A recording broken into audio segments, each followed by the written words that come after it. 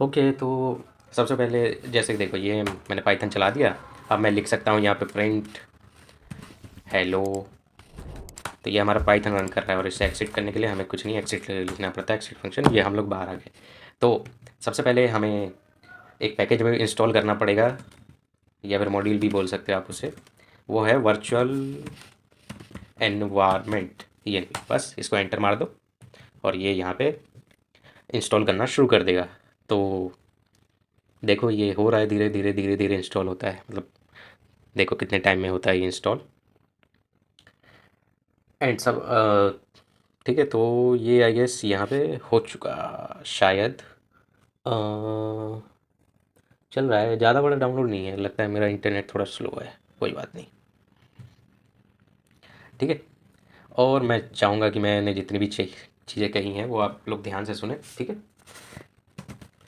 और मेरे साथ ये लिखने का भी ट्राई करें। तो अब इसको रन करने के लिए आपको कुछ नहीं, वर्चुअल एनवायरनमेंट लिखोगे। क्या हो गया? वर्चुअल, स्पेलिंग गलत लिख दी क्या मैंने? VIRTUAL environment. रिकॉग्नाइज नहीं हुआ, लगता है रीस्टार्ट करना पड़ेगा मुझे इसको।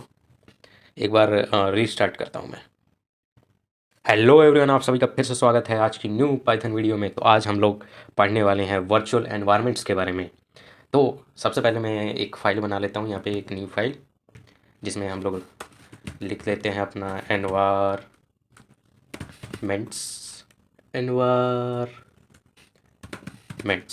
ठीक है, अब इसके बाद हम इसके अंदर आ गए और आप यहाँ पे ना कमांड टर्मिनल खोल लेना। तो उसके लिए कुछ नहीं, ये ऊपर CMD लिखना और बस एंटर।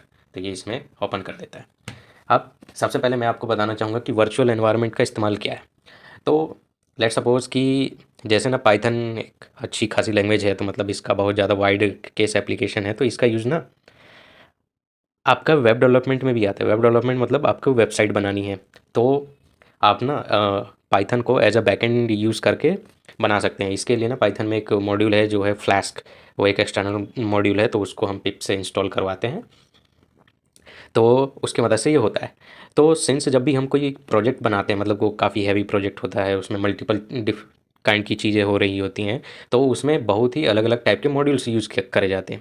और सिंस मॉड्यूल एक कोड है, जैसे कि मैंने आपको बताया था, मॉड्यूल कुछ नहीं, एक पैकेट है कोड का। उसमें हर एक मॉड्यूल का एक अलग अलग फंक्शन डिफाइन है कि इस मॉड्यूल में कैसे फंक्शन। जैसे कि हमने रैंडम मॉड्यूल देखा, हमने टाइम मॉड्यूल देखा।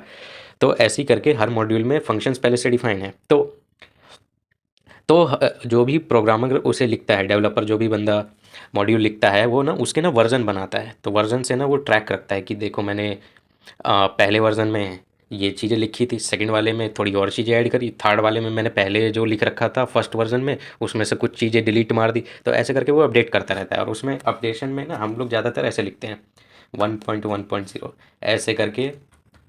ये तरीका है हाँ वर्जन को इंडिकेट करने का।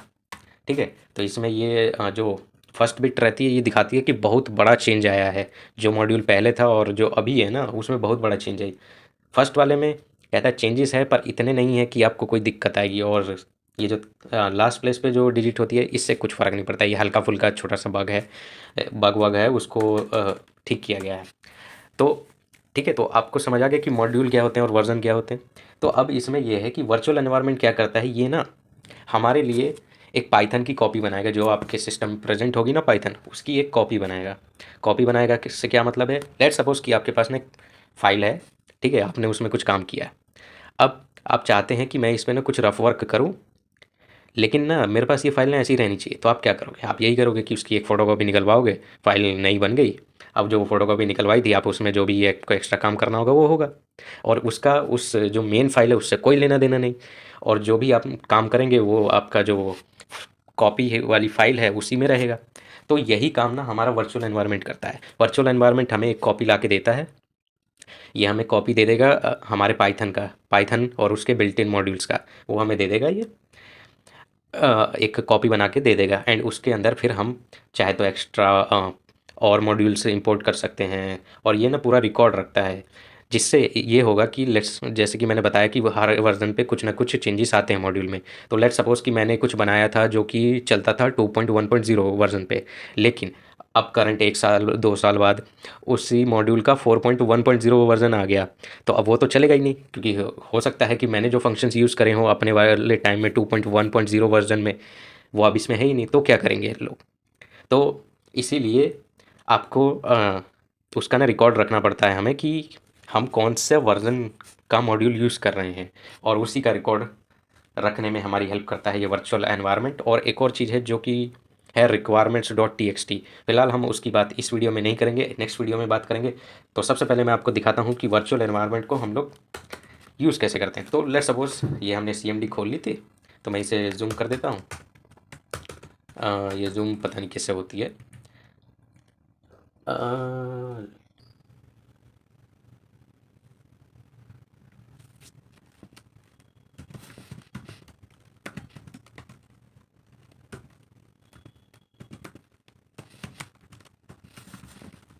यहाँ हम लोग वर्चुअल एनवायरनमेंट, ये काम नहीं कर रहा है, रुको सर्च मारते हैं। Virtual environment is not recognized as an internal. देखते हैं क्या बोलना चाह रहा है ये। तो हमें क्या करना पड़ेगा, क्या बोल रहा है। अच्छा, when Django is go to where you want to create Django app। अच्छा, python m virtual environment, okay, so let's write it, python m virtual environment। I guess चल गया है ये हमारा। तो अब हम लोग एक बनाते हैं फाइल प्रोजेक्ट है। अभी भी नहीं चला, क्या कह रहा है ये, रुको मैं इसे रिजॉल्व करके आता हूँ। तो मैं यहाँ पे ओरिजिनल डॉक्यूमेंटेशन में आया हूँ वर्चुअल एनवायरनमेंट की। ये आप लोग भी जा सकते हैं, नॉर्मली देखेंगे ना पिप इंस्टॉल वर्चुअल एनवायरनमेंट, तो यहाँ पे आपको ये आ जाएगा पी वाई पे, तो इसमें चले जाना एंड इसके बाद हम लोग इंस्टॉलेशन पे क्लिक कर देंगे। तो यहाँ बोल रहा है ये पिप एक्स का इस्तेमाल करने के लिए, चलो फिर इसी का इस्तेमाल करते हैं। ठीक है, तो यहाँ पे ये मैंने एंटर किया, कह रहा पिप एक्स नहीं है, कोई बात नहीं, अरे हड़िया पिप वाला ही यूज़ कर लेते हैं। पिप वाले में ही शायद ये चल जाए, हाँ, क्योंकि इसमें हमारे पास पिप है। तो कह रहा है रिक्वायरमेंट ऑलरेडी सेटिस्फाइड, और यहाँ पे हम इसका इस्तेमाल करते हैं वर्चुअल एनवायरनमेंट हेल्प। हाँ, तो हमारा ये वर्चुअल एनवायरनमेंट चल चुका है। तो अब इसके बाद हम इसको वो करेंगे, रन करने का ट्राई करेंगे। तो एनवायरनमेंट वेरिएबल बनाने के लिए विंडोज़ पर हमें क्या करना होगा, बस वर्चुअल एनवायरनमेंट लिखना पड़ेगा। तो मैं बना रहा हूँ पाइथन कोर्स, अरे यार ये पाइथन स्लैश एम लिख लेना आप लोग, ठीक है। वर्चुअल एनवायरनमेंट पाइथन कोर्स, ठीक है, अब ये चल जाएगा। तो यहाँ पे अब ये कॉपी बनाना शुरू कर रहा है, ठीक है। तो ये है क्या कर रहा है, हमारा जो पाइथन इंस्टॉल है ना उसकी कॉपी जनरेट कर रहा है, और आई गेस इसने कर दिया है। तो चलो देखते हैं कि इसका ना थोड़ा व्यू बड़ा बड़ा कर लेते हैं, एक्स्ट्रा लार्ज आइकन्स, ठीक है। तो यहाँ पे हमारे पास कुछ 4 फाइल्स हैं, मतलब एक है लाइब्रेरी, एक है स्क्रिप्ट, एक गिट इग्नोर है, और एक पी वाई है। तो स्क्रिप्ट्स में हमारे पास है, देखो पिप है, व्हील है, तो मतलब मेन मेन जो मॉड्यूल्स हैं वो है हमारे पास लाइब्रेरी में, साइट पैकेजेस में ये पड़े हुए हैं। तो सिंस हमारा ये हम कॉपी बन चुकी है, एक फ़ोटो कॉपी, तो अब हम देखते हैं कि इसमें हम इसे एक्टिवेट कैसे करते हैं। तो एक्टिवेट करने के लिए आपको कुछ नहीं लिखना है, सबसे पहले लिखना है पाइथन m या फिर वो भी मत लिखो, डायरेक्ट लिखो python course git ignore scripts और एक्टिवेट, बस इसको एंटर मारो। और यहाँ आपको दिख पा रहा है ना, ये अब एक्स्ट्रा चीज़ आ गई ना फालतू, पहले ये थी नहीं। तो हमारा ये जो है ना पाइथन कोर्स वाला है ना वर्चुअल एनवायरनमेंट, ये चल चुका है। अब इसके अंदर आप पाइथन चलाना चाहें तो अब हम इसके अंदर के पाइथन में आ गए। तो यहाँ मैं लिख सकता हूँ प्रिंट हेलो, और हम इसे एग्जिट भी कर सकते हैं। तो उसके लिए लिखना पड़ेगा कुछ नहीं, वही एग्जिट, ठीक है, एग्जिट करके। और इसको आप डीएक्टिवेट करने के लिए आपको लिखना है डीएक्टिवेट, बस। आप ये एनवायरनमेंट वेरिएबल वो वर्चुअल एनवायरनमेंट से आप सिस्टम के एनवायरनमेंट पे आ गए हो। तो इसमें मैं आपको दिखाना चाहूँगा कि जैसे मैं सिस्टम का पाइथन अभी यूज़ कर रहा हूँ, तो यहाँ पे ना मेरे पास एक मॉड्यूल है, तो इंपोर्ट फ्लैस्क है मेरे पास, जैसे कि एग्जांपल के लिए ये है, देखो एरर नहीं दिया ना इसने। अब यही चीज़ मैं आपको उसमें करके दिखाऊँ, तो उसके लिए मैं अपर की का यूज़ कर रहा हूँ, कर्सर अप की का, और उसका इस्तेमाल हम लोग कर रहे हैं। तो मैं जा रहा हूँ, एक्टिवेट किया मैंने ये, एंड इसके बाद हम लोग पाइथन चला लेंगे एंड इसमें बोलूँगा कि इंपोर्ट फ्लैस्क। अब देखना यहाँ पे ये एरर देगा, क्या कह रहा है, no module name found.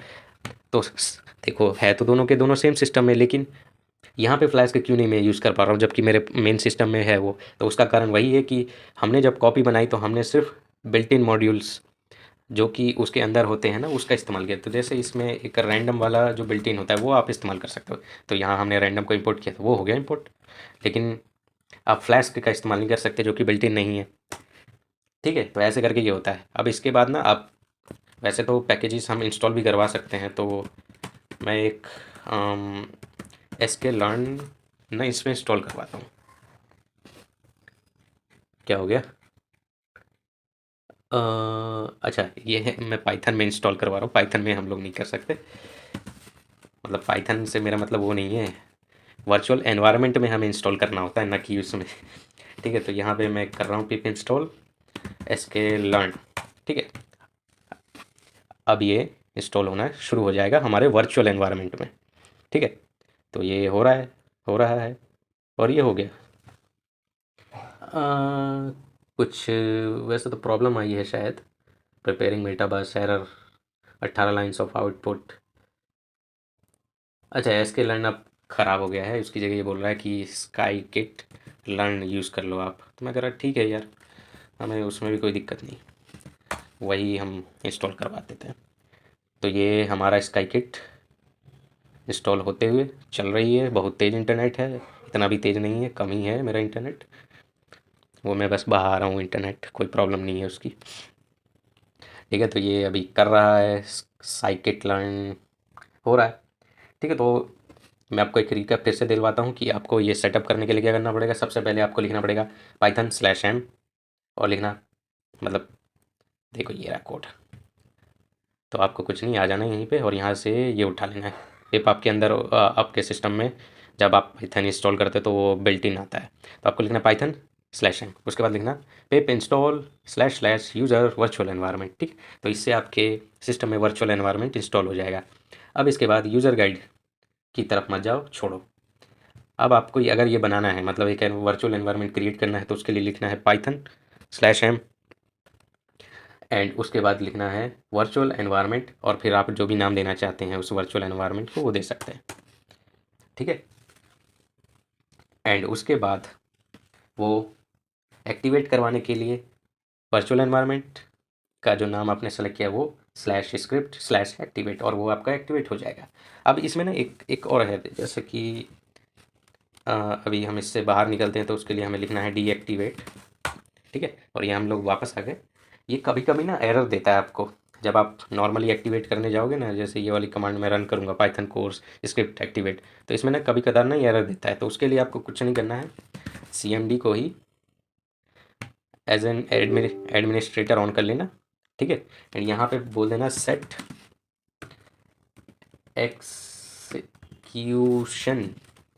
Execution policy remote signal, oh signal नहीं सन, बस इसको एंटर मार देना। ये नॉट क्या हो गया, एग्जीक्यूशन स्पेलिंग गलत है क्या? EXECUTIONPOLICYROHRE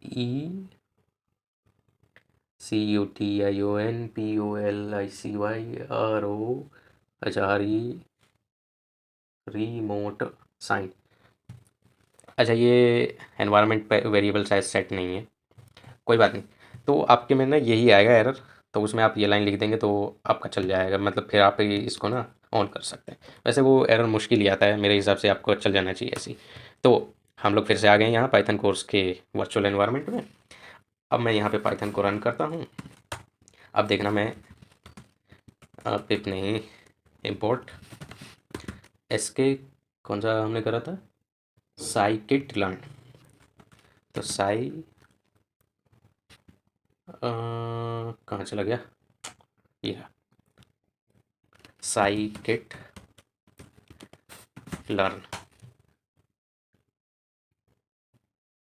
शायद इंपोर्ट साइकिट से भी हो जाएगा। ये लर्न वाला क्या है, ये कभी कभी कुछ भी करता रहता है। फिलहाल ये साइकिट हमने करा है यहाँ पे, तो ये चल जाएगा। ये पता नहीं अभी कुछ प्रॉब्लम आ रही है, शायद ये ऐसे नहीं लिखना होता इंपोर्ट में, कुछ और लिखना पड़ता है। मेरे हिसाब से ऐसे लिखना पड़ेगा फिर, अगर ऐसे नहीं लिखना है साइकिट